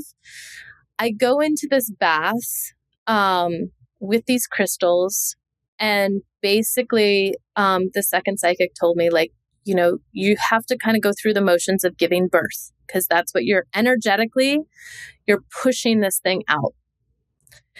And so that's what I did. I just went into the bath and was pushing this thing out, both physically to a certain extent, but mostly energetically and with my Mentally, intention. Mhm. spiritually, emotionally, all the above. It sure seems like. All the above. And she's like, the next day you might want to have some prune juice nearby or something like that because a lot's going to come out of you and you just want to keep having it come out of you. Yeah. So, and that's exactly what happened. I was probably on the toilet the entire next day, just emptying out what was in me. And I mean, I will say, like during the course of these several months, it I was really constipated, really constipated. It was very, very hard for me, and that gets painful after a while. Yeah. So all of this stuff finally starts just emptying out into the toilet. And I think, okay, great. I'm free of this thing finally. Um, 3 months pass. My body starts to go back to normal. I'm not having the cravings. I'm not, having that intense, like, no, I still can taste. So that's all fine. Like everything seems to go back to normal. So, yeah. I'll pause there in case there are any questions and then I'll kind of finish up. Are we on a cliffhanger? Because you said everything seems to go back to normal. Yeah. Yeah, I don't like. I'm thinking about this other lady, and this other lady seems like, of course, they're all dabbling in occult, and I was definitely into that as well. But there are some who are working with good intentions, and there are some who know exactly what they're doing, and they're for the wrong intentions. So, that lady was guided to you, I would definitely say, and you were guided to meet up with her, and it appears right now at this point that she helped you. Yeah. Yeah. And just because you asked about age for the first one, this second psychic was young. She was younger than me. She was just 20 when I met her, about that age. So, yeah, she did have good intentions, even though it was a cult for sure. She did really she wanted to see me free of this. So 3 months later, I get like a little, I don't know how to describe it, like a little ping, a little twinge, a tweak of something in my stomach. And I'm like, oh no. And sure enough, the symptoms start slowly coming back. Not feeling full, cravings again. Now, they're not as severe as the first round. The first round was the absolute worst. It was so much pain, and I was suicidal at certain moments during that until I just decided, okay, like I'm not thinking about that ever again. I started to realize that this thing was separate from me. And in the beginning, that was really hard because we're so conditioned to not believe in the demonic or that there are evil spirits in the world and things like that. So it was really hard to wrap my head around the fact that, oh, this is a separate thing from me. This is a separate entity and I need to treat it as such. This is what's, giving me these thoughts of suicide. This is what's creating all this pain in my life. It's not necessarily coming from me. It's not me. So that was like a huge revelation in my journey of trying to deal with it, because I think that is a great way to put it, that it's a separate thing, because I really see the problem in the world today, specifically in North America, where people accept and I mean this in the nicest way. I don't want anybody to be offended. They accept their mental illness as, this is me. It creates me. This is part of me. And this is who I am. And I actually believe, exactly like you're saying, I think it is something else that is affecting us, causing us to go this direction. And I have a theory that parasitic infestation of our bodies is actually either either it is demonic, or it is in a relation to a demonic presence. It's kind of like a result of it, that there's so like a symbiotic relationship between parasites and a possession of sorts. And I think that not only do we have to clear our body spiritually, but also physically as well. And this, what you're saying is just, oh wow. And before we get too far from Marie, I know we talked about Marie a while ago. I have a question though. Does Marie, at this point, did you have any gifts of Marie's in your house? So yes, I will say that she had, she had given me, before I left for California, she had given me certain things that were supposed to protect me. So there was a kind of felt thing. It almost looks like a little tiny square. It's definitely Catholic, but it's supposed to, kind of like a charm. And there's usually like a little silver medallion with a saint on it. She had me saying the prayers of Saint Francis Assisi and things like that, the Roman Catholic certain prayers. So I had this little felt pouch and this little medallion. Keep it in your wallet, keep it in your purse. It's going to protect you. She had also given me these beads, which I'm pretty sure are voodoo beads. And it was a long kind of beaded necklace. So if I put it on, it would probably reach down to like halfway down my torso. And there were different colors on it, maybe like greens and oranges, whites, black. So there were different colors of beads, but the beads were pretty small. So those were the two things that I remember having with me. And those were also the things that the second psychic, she's like, do you have anything else of hers? And I was like, yes, I have these things. And so we had transferred those to a candle and burned them in that candle. Perfect. And the only other thing that is still connecting, though, of course, is that watch. Yeah. I don't know how you can cut that bond personally. I would say some way you have to be like, tell it that I give you that watch. I don't want possession of it anymore or anything like that. But sorry, let's please continue with this story. I'm sorry for interrupting, because I agree with what you said. It kind of hit this point of, yes, that this is a separate entity, and it is what is causing these thoughts and everything else. But please continue. Yeah. So, like I said, about 3 months of normalcy, and then the symptoms start to come back. And so I go back to psychic number 2, and I said, it's back. And so there's a couple more ceremonies. So one of them, and you remember the one about the jar that I told you that I did with psychic number 1, one of them was that one. We're going to have a jar of water. You're going to hold it. I'm going to do something behind you, and we're going to get rid of the curse that way. I had a repeat, and this was in my house. Now we're in my house. It's in my bedroom. We do this almost exact thing, right? I'm holding this jar of water and I'm focusing my energy. I'm trying to get all this blackness and stuff that I feel in my stomach into this jar. And sure enough, there's another blob and tendril sitting there. Okay, so the same thing gets repeated. She's like, I'm going to, bring this to a safe spot. I was living very close to the Pacific Ocean in Santa Monica at the time. She's like, you could go into the water, and just have the salt water just cleanse you. So that was one, we did that. It worked for a couple months and then it came back again. At this point, I am getting fed up. I'm frustrated of these ceremonies.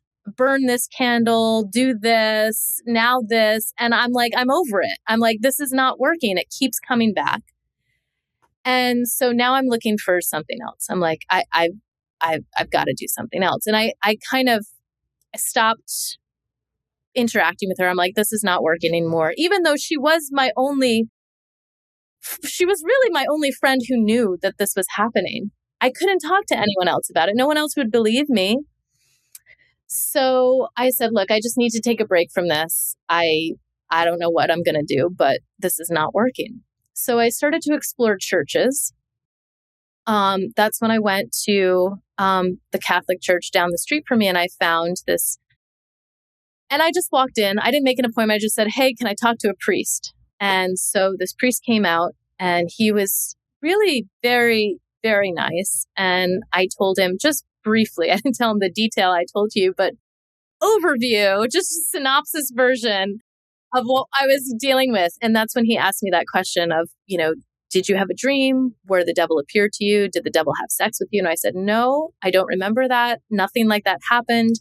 And he's like, okay, what I'd love you to do is, I need to talk to my superior about this, but what you're going to do is go home, forgive everyone you need to forgive, be in prayer, be in fasting, read the Bible. I had been reading the Bible, so that was already on I was already doing that. But I did. I wrote letters to people that I felt like, okay, if there's still something in my heart, like, let me forgive and make amends. And so I did all of that.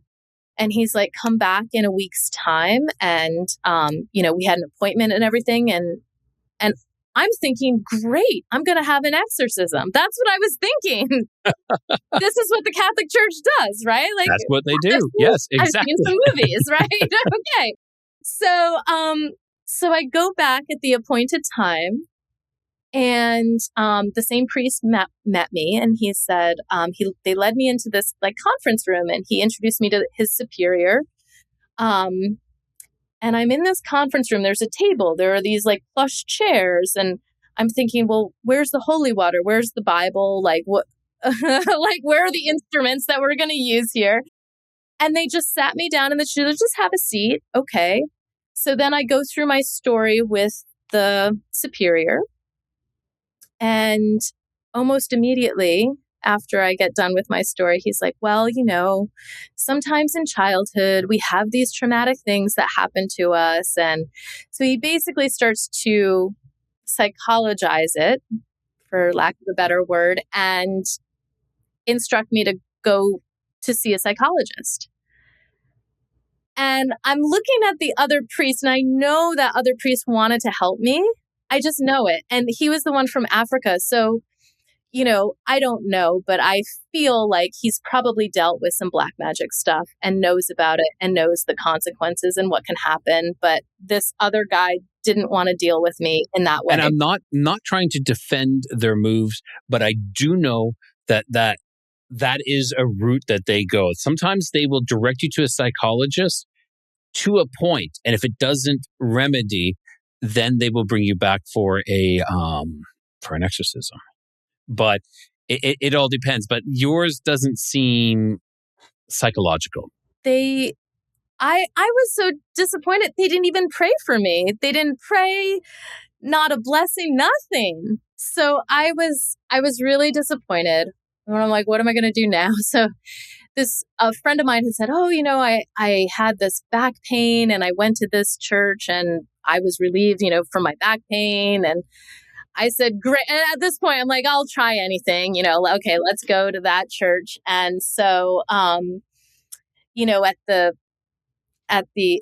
was I don't know how, it was a kind of a mega church style, right? So at a certain point, they're like, okay, if you want to come and give your life to Jesus, like, come on up, right? Come to the altar. So, I went up because I knew I was going to be able to talk to someone. I really was kind of ambivalent. I really didn't want to go, but I kind of felt, okay, this is why I'm here. So I better just show up and do it. So now I'm led back to the back room, and they have two people that are talking with me. And I said, look, I have this situation. I didn't say a lot of detail, but, one of them said, oh, I sense, witchcraft and tarot cards. And I said, yeah, you're not wrong. There were tarot cards.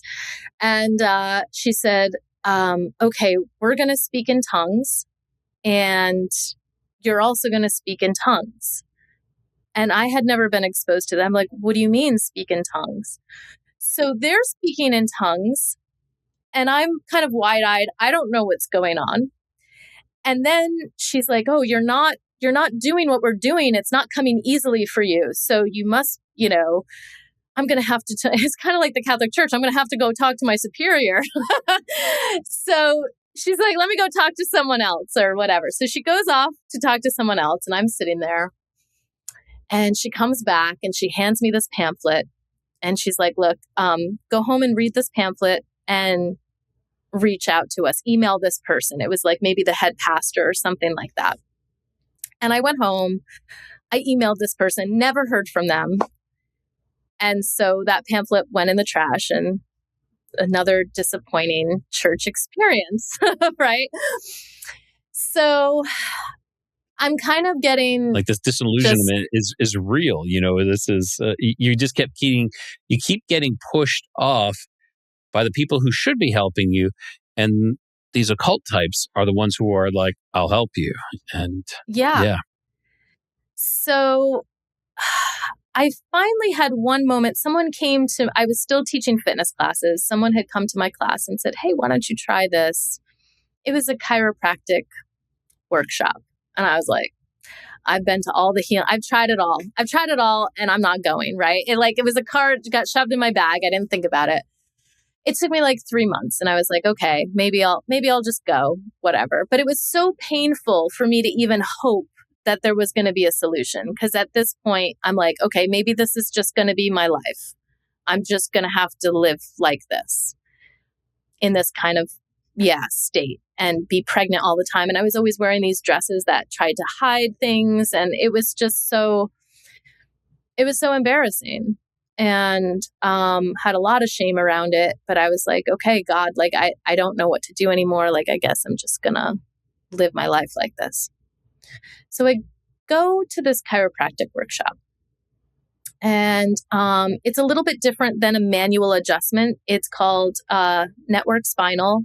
And they use a very light touch to certain areas of the spine that your nervous system responds, and it gets you out of, the fight, flight, and into a breath wave that goes through your system and your body. And it allows the brain to become more aware of what's going on, if there's, stuff that needs to be dealt with. And so, so basically I view it as, I understand it as a kind of like a way for your system to give itself what it needs. Right. But when I was at this workshop and watching people on the table and what was going on, I thought, oh gosh, Kirstyn, because, there would be like this light, gentle touch to the spine, and I'd see people's spine like waving, and they're on the table and they're making these sounds. And I'm like, okay, did I just step into another cult? What's this? So I'm thinking, all right, Kirstyn, like, you're here. Oh, what else do you have to lose? Like, just get on the table, just try it out. So I did. When I got out from that first experience, they don't call it an adjustment, they call it an entrainment. And when I got off the table and stepped outside, it felt like I could see more vibrant colors. It felt like I was more alive. I felt better. I mean, the thing obviously didn't go away, but I was like, okay, there's something happening here and I want to go back.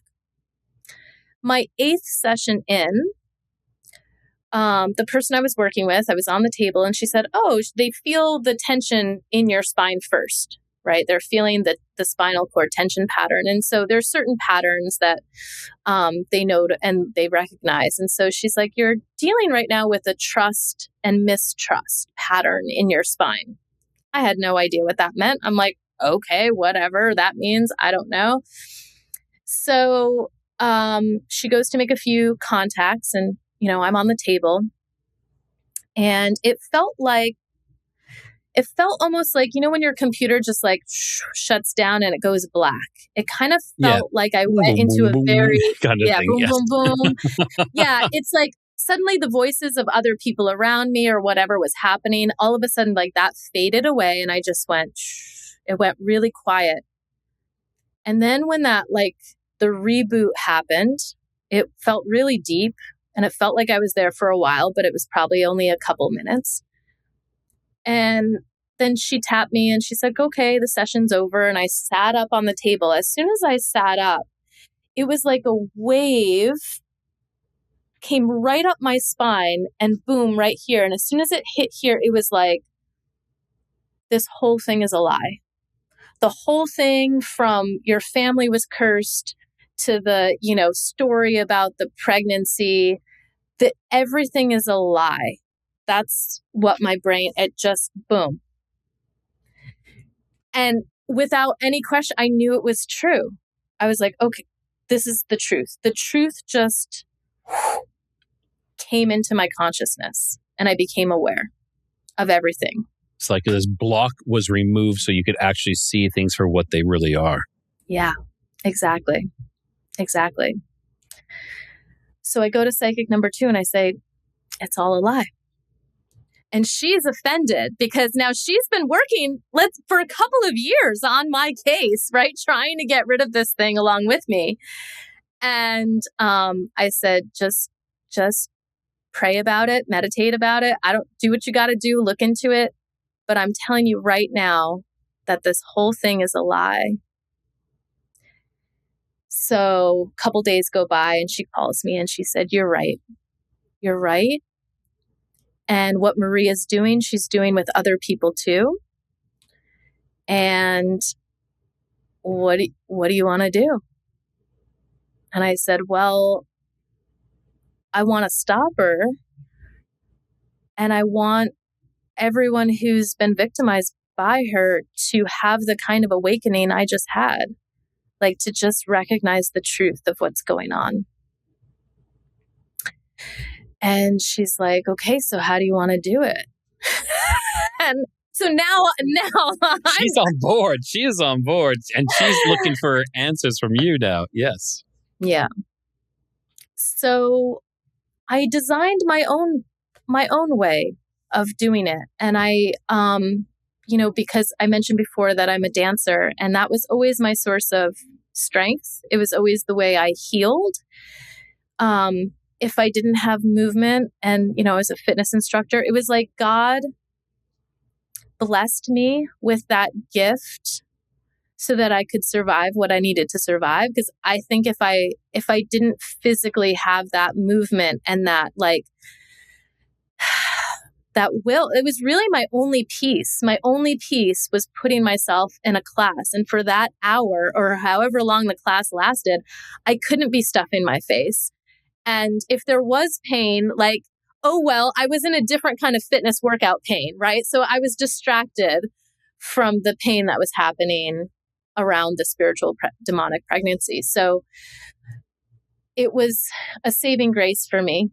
And so, I created a kind of, you could call it a ceremony, where I danced and I put all of my energy and intention to, for once and for all, be clear of this thing that was in my body, for it to exit, and for also the prayer to be that everyone who is under a kind of spell around this, for that spell to be broken, for people to wake up to the truth.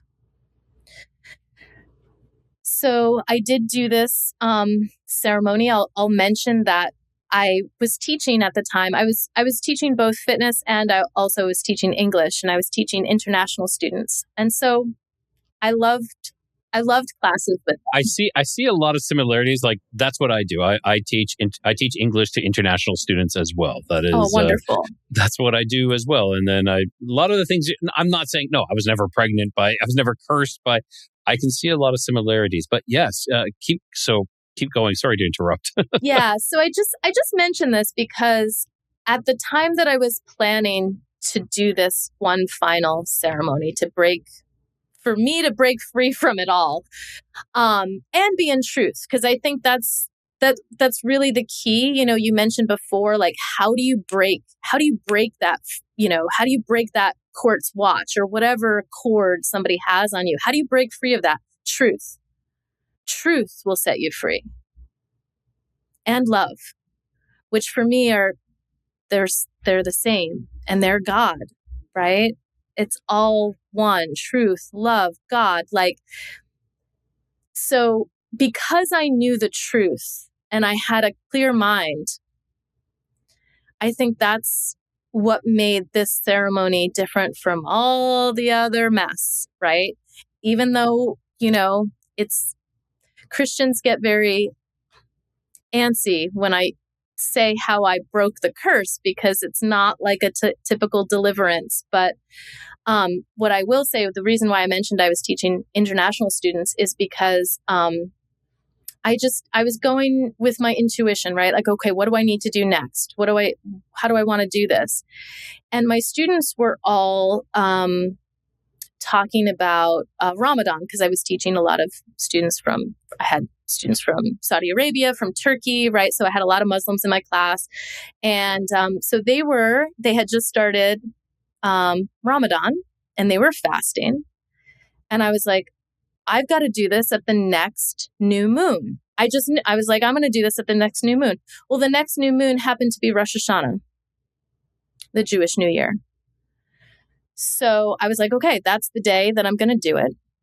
And I prepared my dance. I had some songs that I put together, and I did it. And the psychic number 2 was there to support and to do her part as well, and praying and intending that everything, just that I be free. Basically, we were praying for my freedom and everybody else's too that were affected by her. And, obviously the test, like, did it work? Did it not work? I woke up the next day. I'm like, do I have a stomach? I felt lighter. I felt a lot lighter. That heaviness was gone. But it wasn't like some magic, like, oh, okay, I just returned to back to my physical, original physical state. Time rewound itself by 10 years. And yeah, it wasn't like that. It was like I had to keep affirming that it was over, because I would still see some things come out in the toilet that were red dots, black dots. About a month after the ceremony, I did vomit out a lot of red stuff. And I had it tested. I mean, at one point, because this was happening throughout the course, I had a stool sample done because it was so weird. I would look in the toilet and I'm like, this is just what's coming out of me. Good on you for doing that. I think that is amazing. And you're saying this stuff. You're like, oh, I vomited up this red stuff. And I'm assuming it wasn't blood, but it was some sort of like, did it look, have you seen the movies like Venom? I it's like haven't. This black, okay. It's like this black goo symbiote. Yes. Okay. So but that it's red. black, okay. I had the black goo and the red. The black goo is for real, for real. Yes. I don't watch horror movies because I lived it. So I don't watch them anymore. I used to as a teenager, like Freddy and Jason movies or whatever, but not anymore because I already lived it. So I don't need to. But yes, the black goo, that was coming out in the toilet all the time. all the time. The red was less like a goo and more like specks, almost like plasticky little specks here and there. Almost, I equated it to the red candles that we were burning, all the wax. It kind of looked like the red wax from a candle. Yeah. Yeah, this is incredible. I this is what I do. I talk to people who have these experiences, and I want to try drawing lines and similarities and try to get some answers. And I was talking with a Navajo, and he's called a hand trembler. It's not a medicine man, but it's along the lines of sorts. And he talked about this one incident where he was helping this one woman, and she ended up vomiting all this red goo out as well. And he described it as like this black goo is kind of what he was describing it as. And yeah. And that's why I believe when you were talking about fasting and the first priest who spoke to you when he was talking about fasting as well, I believe it is very important because going back to my hypothesis that parasites and demonic possession are closely related, parasites need to be fed, usually sugar or sometimes any type of anything else. Could it be alcohol or anything? And so the fasting is you're actually curing things within your body. 100%. I think you're really right on. And I've thought about the parasite connection as well. For sure. Absolutely. Because it's the same energetic, right? And going back to that black void, it's that same, like, the parasite can never be satisfied or be, connected to divine God's source. It always has to feed off of other things. And so, yeah. But once I recognized the truth of that parasite and what was really happening, it couldn't feed off me anymore. It just can't. Once the truth comes in, and it's exposed, it cannot survive that. I agree. Like once you shed the light onto it, it starts to wither away and it tries to hide, go into darker reaches. But, I think that's great. And, I feel really bad because I'm Catholic and I'm like very disappointed that you were turned away. At least the one priest, like you said, you knew that there was something going on, and then the other one was turning your way. And then I believe Marie was using the cover of church to pull people in, and it's such deceit. It's really bothersome, very, very bothersome. And yes, and yeah, go ahead. Sorry. And there is a whole line of I forgot the name of it now, but where they take Catholic practices and icons and invert it, right? And that becomes, so I think that's what she was doing. She was taking these things, inverting them for the demonic.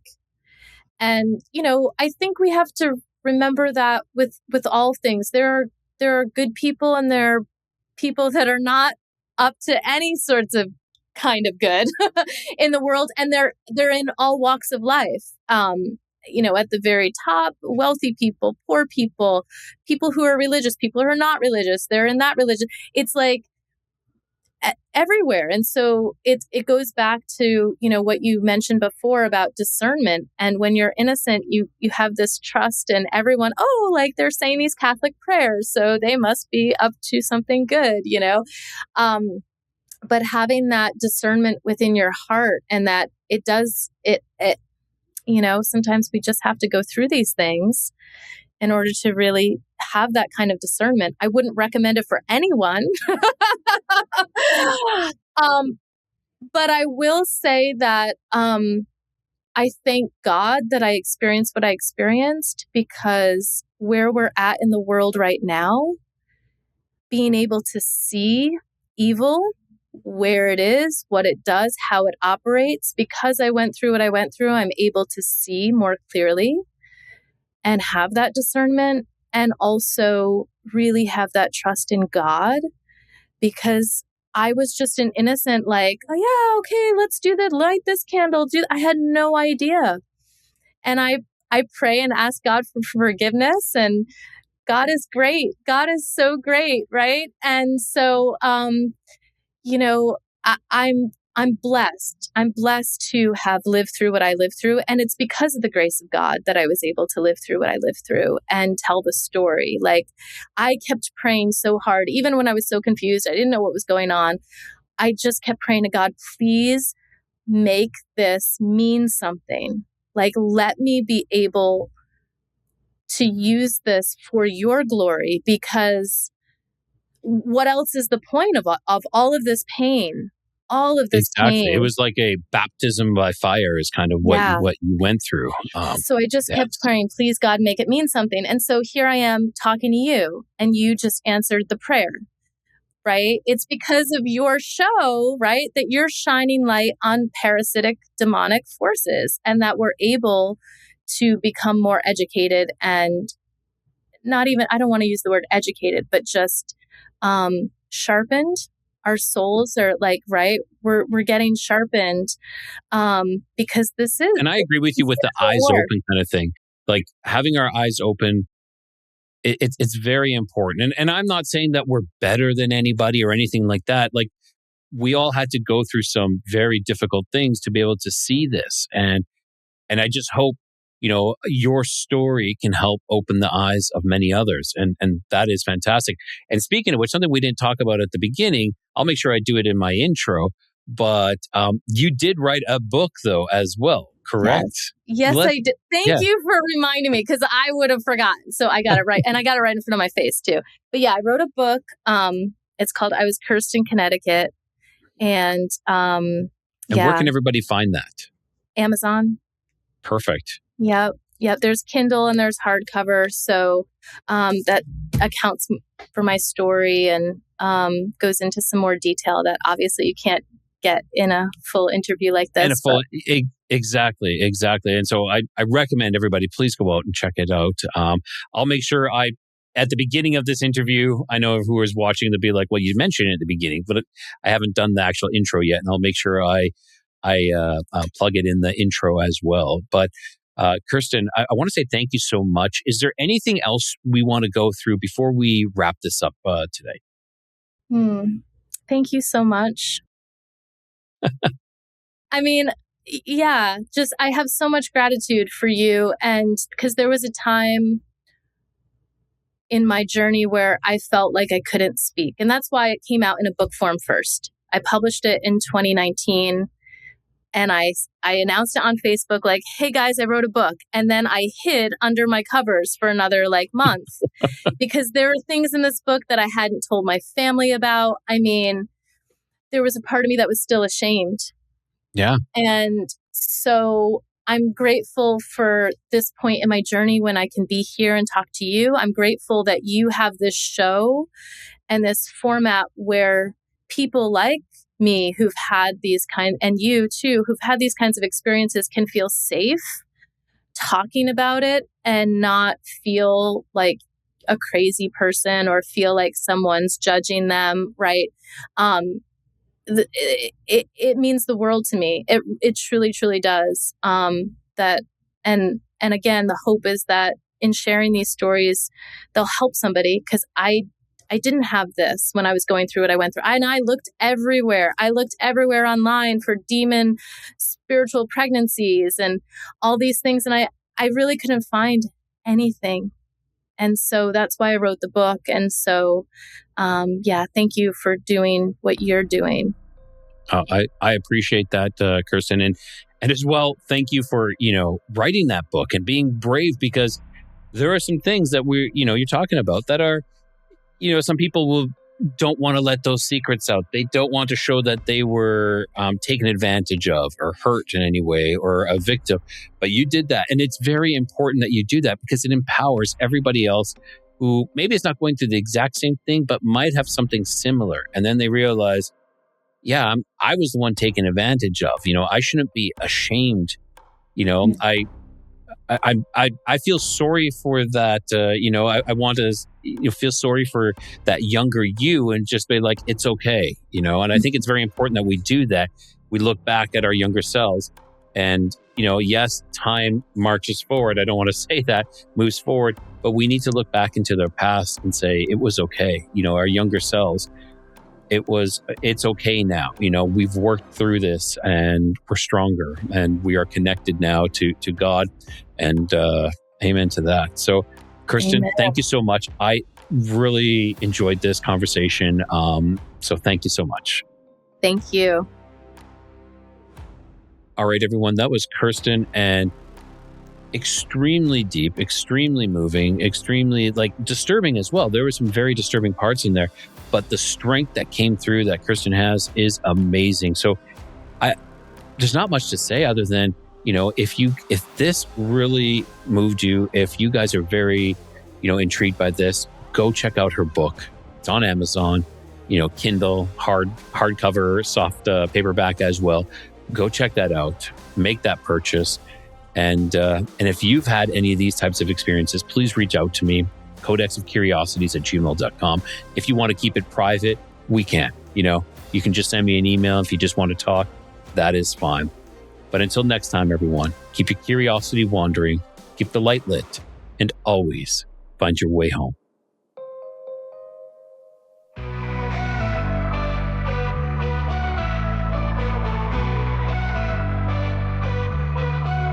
Beneath the stars where shadows grow, the Nephilim's echoes whisper low. Bigfoot roams through the forest deep, and Dogman prowls where the brave won't sleep. Across lost history we wonder why, seeking the truth that time tried to hide. Keep your curiosities wandering and the light lit, through the darkness don't ever quit. In the Codex, the mysteries come, and always find your way back home.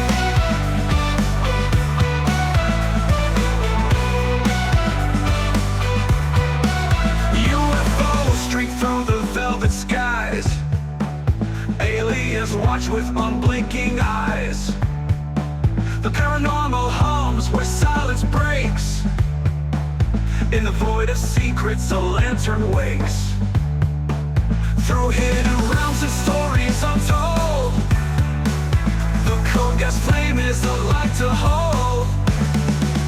Keep your curiosities wandering and the light lit, through the darkness don't ever quit. In the Codex, the mysteries come, and always find your way back home.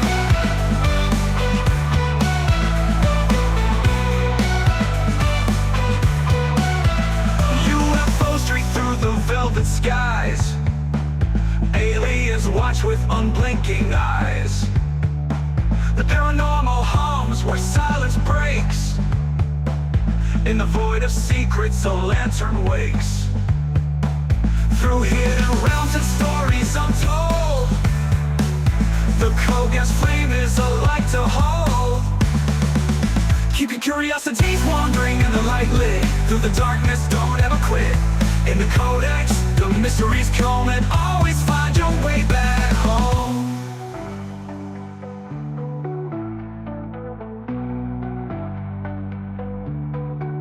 Legends rise from the earth's deep core, a lost legacy we can't ignore. With every step, the veil grows thin, revealing worlds where the strange begins.